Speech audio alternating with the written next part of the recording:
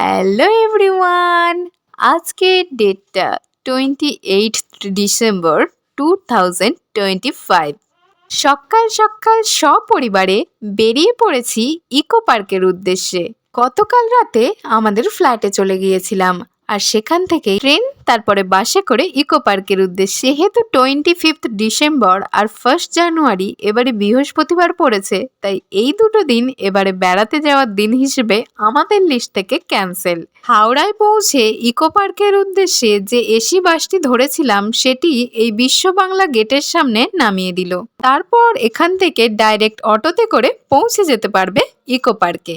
তো আমরাও অটোতে চেপে পড়েছি, আর এরপর বিশ্ব বাংলা গেট পার হতে হতে সুন্দর এই দৃশ্য অনুভব করতে করতে ইকো পার্কের পথের উদ্দেশ্যে রওনা দিয়ে দিলাম। যেহেতু আমরা অনেকজন ছিলাম, তাই গল্পগুজব তো শেষই হচ্ছিল না।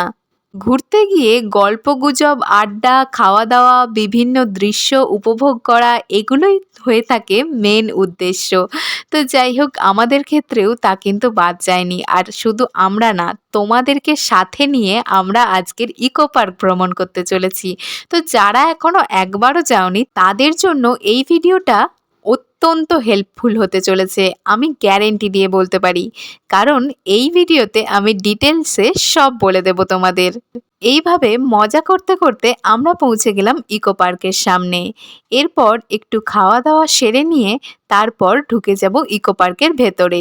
তো ফার্স্টে আমরা নিয়েছিলাম, যেহেতু দুপুর হয়ে গেছে তাই ভাত নিয়েছিলাম সবাই। দুপুরে ভাত ছাড়া না ঠিক চলে না, আমরা তো বাঙালি, তাই ডালে ভাতেই আমাদের সব থেকে বেশি মন ভরে। তাই যেখানেই যাই না কেন ভাতের খোঁজ আমরা কিন্তু করতেই থাকি। তোমরা কারা কারা আমার সাথে একমত বলো তো? তো যাই হোক, আমরা সবাই ভাত, ডিম ভাজা, সবজি এইসব নিয়েছিলাম, মানে সবজি ভাত আর তার সাথে ডিম ভাজা নিয়েছিলাম। যেহেতু বাইরে খাচ্ছি তাই আর অন্য কিছু নেওয়ার রিস্কটা নিইনি। যাই হোক, এরপর খাওয়া দাওয়া সেরে আমরা দল বল মিলে চললাম ইকো পার্কের গেটের উদ্দেশ্যে, যেখান দিয়ে আমরা প্রবেশ করব ইকো পার্কে। তো চলো আমাদের সাথে তোমরাও ঘুরে নাও ইকো পার্ক। ভাত খাওয়ার শেষে আমরা মুখ চাটের জন্য, মানে কুরকুরে বা বিস্কিটস এইগুলো কিনবার জন্য আমরা চলে গেছিলাম পাশের একটা দোকানে, আর সেখান থেকে সেগুলো নিয়ে আমরা চলে এলাম ফাইনালি ইকো পার্কের গেটের সামনে। ওই দেখো, ইকো পার্কের প্রথম গেট দেখা যাচ্ছে, গেট নাম্বার 1।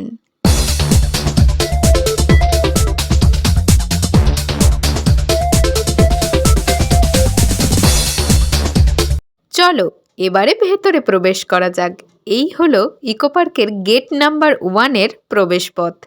এইভাবে ঢুকতে হয়। তো চলো এইবার ভেতরে গিয়ে তোমাদেরকে বাকি সমস্ত ডিটেলস শেয়ার করছি।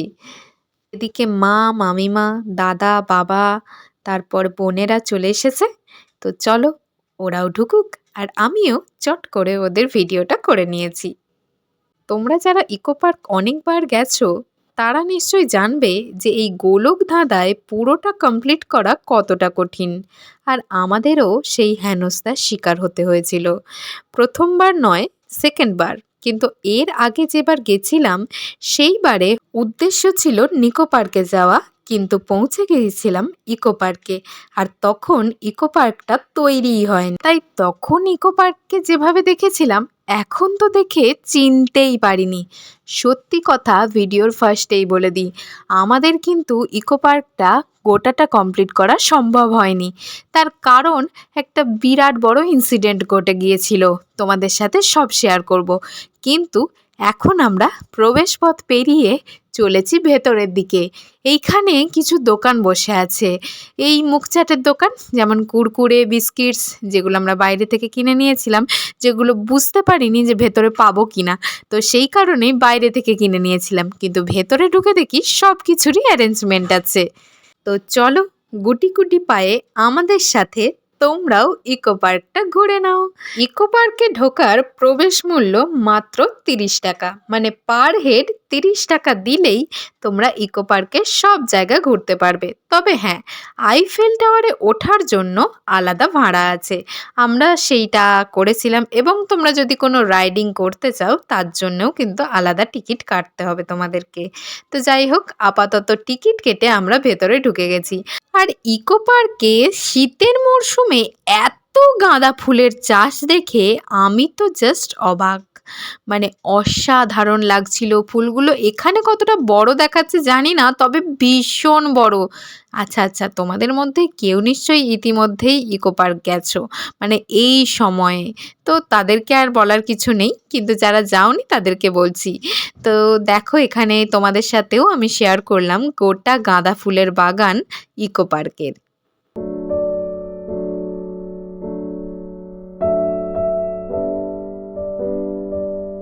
ফুল দেখতে দেখতে বেশ অনেকটা পথ চলে এসেছি। এইবার কিন্তু ডিসিশন নিতে হবে কোন পথে আগে যাব। আর এখন ইকো পার্কের যা অবস্থা, তাতে ম্যাপ পয়েন্টিং ছাড়া যাওয়া তো প্রায় অসম্ভব। সত্যি এবারে গিয়ে ভাবছিলাম, হায় রে, আগের বারে এসে কি রূপ দেখেছিলাম আর এখন কি রূপ দেখছি, সত্যি একটুও চিনতে পারছি না। জানি না তোমরা ইকো পার্ক যখন তৈরি হচ্ছিল সেই সময় কেউ গিয়েছিলে কিনা, কিন্তু আমরা গিয়েছিলাম। সত্যি বলছি, সেদিনের সেই শান্ত স্তব্ধ ইকো পার্কটা আজ কোলাহলে পরিপূর্ণ হয়ে গেছে। সত্যি কথা বলতে, এখন ইকো পার্কের যা অবস্থা, তাতে কোলাহলপূর্ণ হওয়াটা অস্বাভাবিক কিছু না। সামনেই দেখো কতজন পিকনিক করতে এসেছে। এরপর একটু এগোলেই বাঁদিকে একটা ম্যাপ পয়েন্টিং পাবে, আমি ভিডিওতে অবশ্যই সেটা অ্যাড করে দেবো। আর ফার্স্টেই তোমরা পেয়ে যাবে, আমরা যেহেতু এই দিকটা চুজ করেছিলাম তাই ফার্স্টেই পেয়ে গিয়েছিলাম জাপানিজ গার্ডেন অ্যান্ড ফরেস্ট। তো গেট থেকে প্রবেশ করার পর তো দেখলেই ফার্স্টেই আছে একটা বুদ্ধদেবের বড় মূর্তি, আর তারপর এই রকম সুন্দর ফরেস্টের অনুভূতি, আর তার সাথে গার্ডেনেরও অনুভূতি। একটা পার্কে গিয়েই যদি এই রকম জঙ্গলের মানে ফরেস্টের অনুভূতি হয়, তাহলে আর আলাদা করে জঙ্গলে যাওয়ার খুব দরকার আছে কি? আরে না না, জোকস অ্যাপার্ট। তো যাই হোক, এখানে দেখো কত সুন্দর সুন্দর মূর্তিগুলো করা আছে, আর এগুলো কি কিউট। আচ্ছা, এই যে এর পাশে যেগুলো দেখলে, এগুলোকে কি বলে তোমরা কি জানো? আমি কিন্তু জানি না। জাপানের কোনো ব্যাপার হতে পারে, কারণ আমি বিভিন্ন জায়গাতেই এই রকম জিনিসগুলো দেখছিলাম। তো যাই হোক, তোমরা যদি জেনে থাকো অবশ্যই কিন্তু কমেন্ট করে জানিও যে এগুলোকে কি বলে, ঠিক আছে? চলো এইবার ঘুরে নেওয়া যাক জাপানিজ ফরেস্ট অ্যান্ড গার্ডেন। ও হ্যাঁ, বলে রাখি, ইকো পার্কের ভিডিও কিন্তু দুটো পার্টে আসছে, এটা পার্ট 1 আর পার্ট 2তে বাকি ভিডিও থাকবে। তো চলো প্রবেশ করা যাক জাপানিজ গার্ডেনে অ্যান্ড ফরেস্টে। আর কোনো কথা নয়, চলো এইবার জাস্ট ভিডিও দেখো।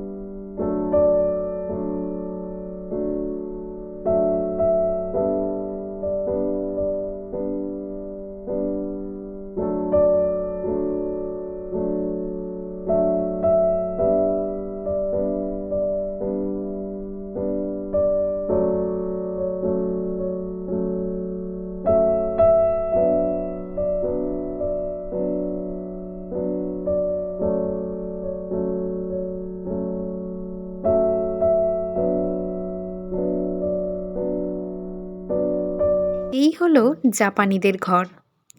জাপানিরা এই রকমই কাঠের বাড়িতে থাকে, কারণ জাপানে প্রচুর ভূমিকম্প হয় আর সেই কারণে তাদেরকে কাঠের বাড়িতেই থাকতে হয়।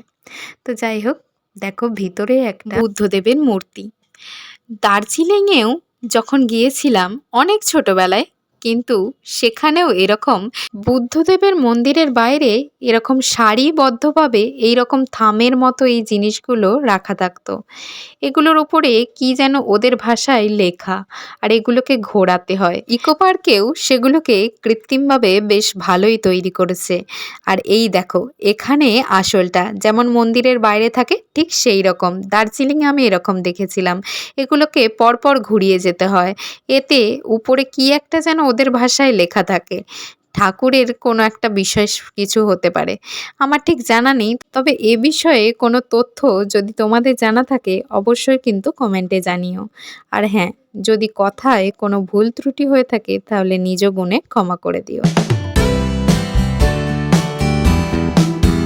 সবাই আর মন্দিরটা পাক দেয়নি, তো আমি ভাবলাম গোটা মন্দিরটাই একবার ঘুরে দেখি। তো দেখো, এই রকম ছিল গোটা মন্দিরের বাইরেটা, আর আমি আপাতত গোটা মন্দিরটা ঘুরে নিলাম। তো চলো এরপর নেক্সট ডেস্টিনেশনে যাওয়া যাক। যাই হোক, এখান থেকে বেরোনোর সময় উপরটা দেখলাম এই রকম সুন্দর কাঠের কারুকার্য করা, আর দেওয়ালগুলোও দেখো কত সুন্দরভাবে কারুকার্য করা। কোনো কিছুই যেন ভিডিও না করে চলে আসতে ইচ্ছে হচ্ছিল না, তাই জন্যই সব কিছুকেই যতটা পেরেছি খুঁটিনাটি ভিডিও করে নিয়েছি। যদিও ফোনে আমার স্টোরেজ প্রায় ফুল, সেই কারণেই আজকে একটু কম ভিডিওই করেছি। তবে তোমরা আবার হেসো না যেন, যে এটা যদি কম হয় তাহলে বেশি হলে কি হতো। সত্যি বেশি হলে অনেকটাই বেশি হতো। তো যাই হোক, এই দেখো ওইখান দিয়ে বেরিয়ে আসার পর গাছের সারি দিয়ে হঠাৎ করে দেখলাম এই রকম থাম দিয়ে দিয়ে কীরকম একটা রাস্তা আছে। তো সেইটা দিয়ে গেলাম, গিয়ে বেরিয়ে বাইরে দেখি ওয়াও, গোটাটা কি সুন্দর জঙ্গল। মেজো মামিমা বলল যে এখানে দুটো সিংহ আছে। পিছন দিকে এই সিংহগুলোকে দেখতে গেলাম, আর তার সাথে দেখো কি সুন্দর এই অরণ্যটাকে, যেন মনে হচ্ছিল সত্যি জঙ্গলে কোনো একটা অভিজ্ঞতা সঞ্চয় করতে এসেছি। সত্যি কথা, এইরকম একটা অনুভূতি একটা পার্কেও যে হতে পারে সত্যি ভাবা যায় না। সত্যি অসম্ভব সুন্দর হয়েছে ইকো পার্কটা। ওদিকে ওই যে জলের উপরে কিছুটা একটা ব্রিজের মতো করা আছে, সেখানে সবাই ফটো তুলছে। অনেকেই অনেক জায়গাতে বেশ সুন্দর করে ফটো তুলছে, আর আমরা এই ভিডিওগুলো করে নিচ্ছি স্মৃতি করে রাখবো বলে। আচ্ছা, এই যে এই জিনিসটার কথাই আমি তখন বলছিলাম যে এইটাকে কি বলে, তোমরা যদি জেনে থাকো তাহলে অবশ্যই জানিও। ওই দিকে যে দুটো সিংহকে দেখিয়েছিলাম, সেই দুটো সিংহই এই পার থেকে কীরকম লাগছে সেটা তোমাদের সাথে আরেকবার শেয়ার করে নিলাম। তো আজকের ভিডিওটা কেমন লাগলো অবশ্যই জানিও, আর খুব তাড়াতাড়ি সেকেন্ড পার্ট নিয়ে আসতে চলেছি। আজকের মতো বাই।